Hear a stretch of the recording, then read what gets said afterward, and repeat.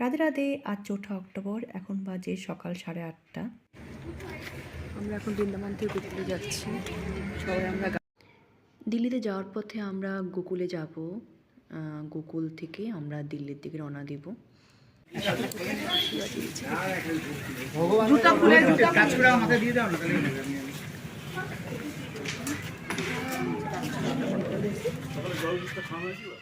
আমরা তো গোকুলে পৌঁছে গেলাম।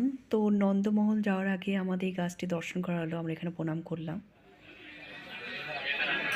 राधे राधे बोलिए सभी लोग। রাধে রাধে। ये नंदराजा की गौशाला है जो भगवान এটা হচ্ছে নন্দরাজার গোশালা। কত গরু।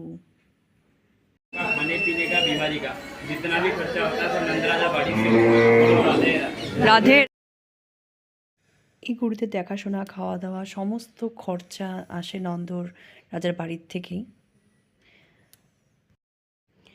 আমার হাজব্যান্ড দোকান থেকে মাখন কিনলো।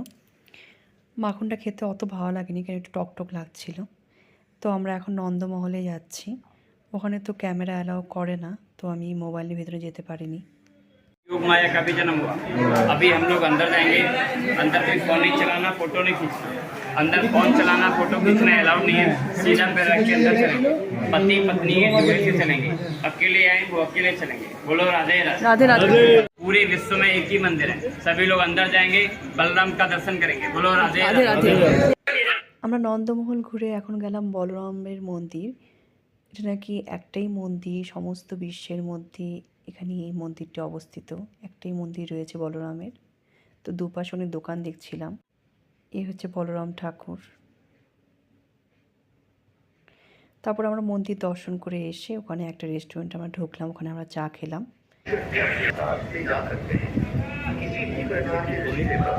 আমরা দিল্লিতে পৌঁছে গেলাম। 4 ঘন্টা লাগলো দিল্লিতে, এখন বাজে 2টো। তো আমরা এখানেই লাঞ্চ করে নেব, কারণ আমাদের সাথে গাইড রয়েছে।